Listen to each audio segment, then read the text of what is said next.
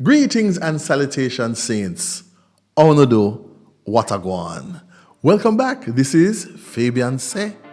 Things out of my mouth and my mind that I share with you.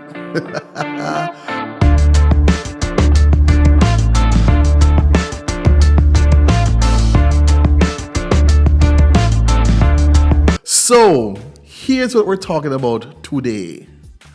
Monogamy, marriage, relationships, and so. So notice I have my trusty maraca with me, and I'm going to be shaking it at certain points during the show. So the first shake is, let's talk about monogamy quickly.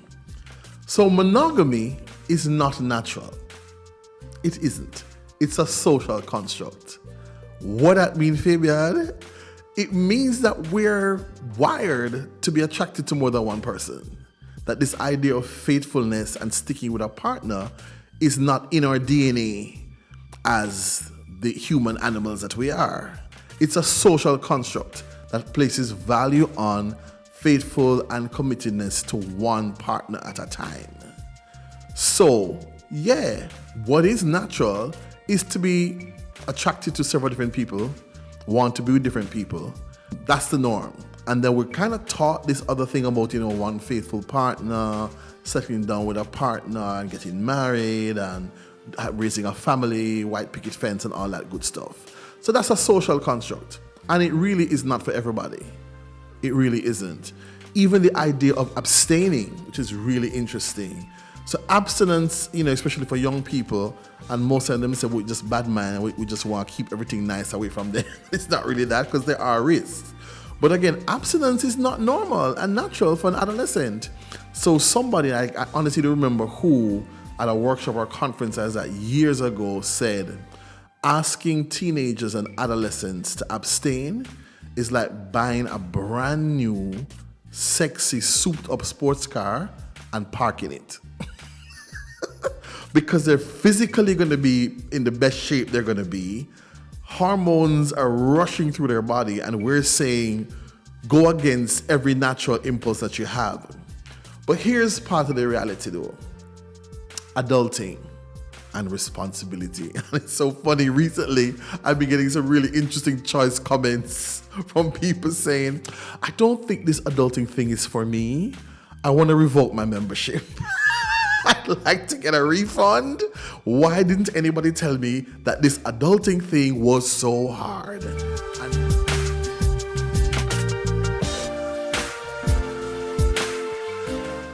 So if you decide to drink the Kool-Aid, that say you must be monogamous and you must have one partner at a time, then act accordingly.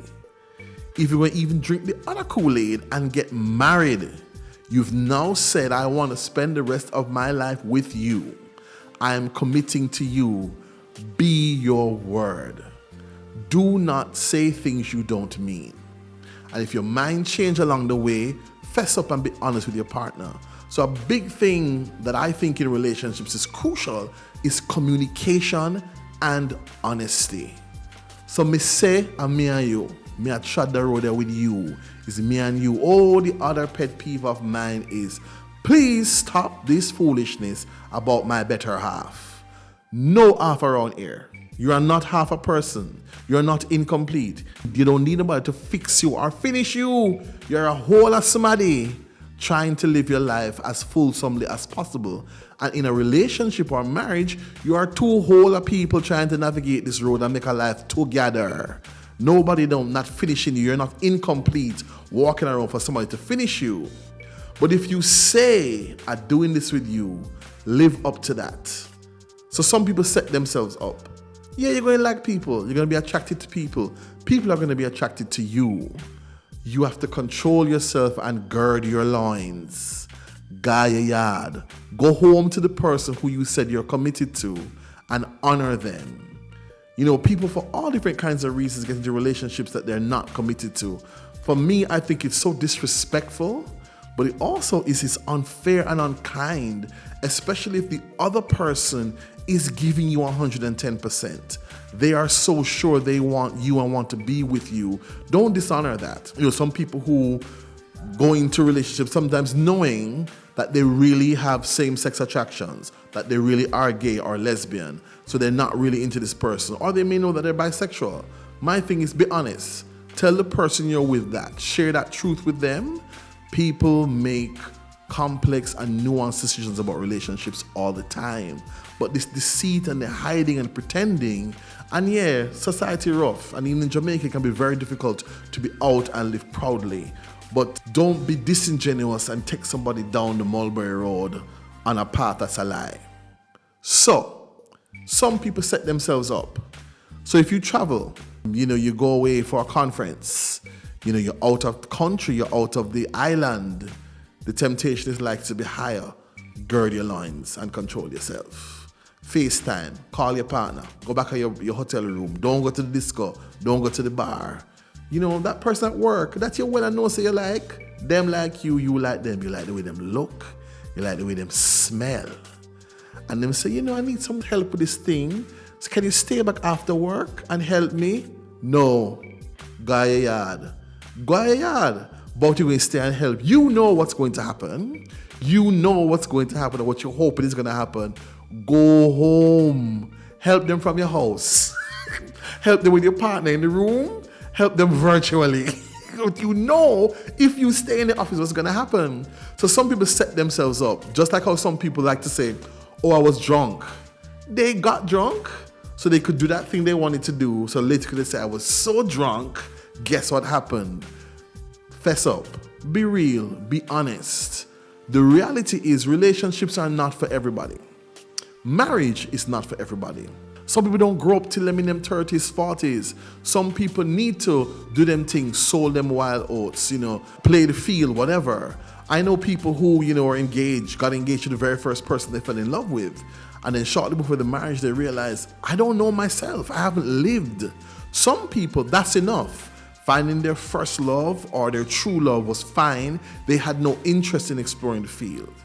Here's the other thing that happens. Sometimes you're married or in a relationship and your partner starts to get these urges, starts to want to explore, or sometimes starts to outgrow the relationship. Me feel say I better let people go than them stay with you and feel like they're trapped. Here's the other thing that's hard for some people to fathom. Unless something sudden and traumatic happens, like you come home and catch your partner in bed with somebody else. Unexpected trauma that lick you. When somebody breaks up with you and leaves you, they left you in their head long before they said it. Unless something happens. They knew, and we either avoid, we try to find the right words, but they know I don't want to be here, I don't want to be in this space anymore. And how do I find the words to say that?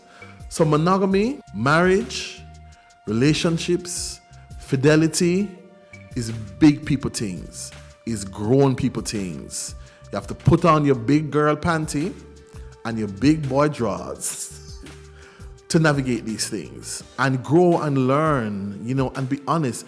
Find yourself, find out who you are. I say to people sometimes, how are you going there with somebody else and you're barely know yourself? So what are you bringing to the table? What are you adding to this relationship?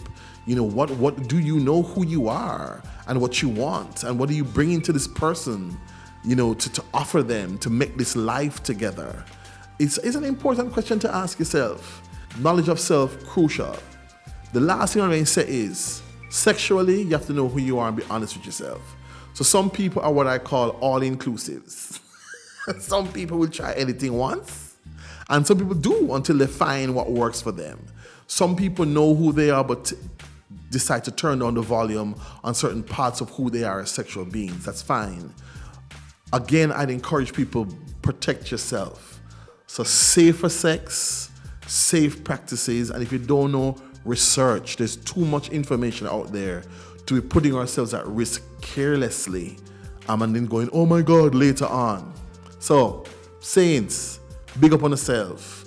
Monogamy, marriage, relationships, fidelity, or being by yourself. Figure out what your path is, what you want. Do your thing.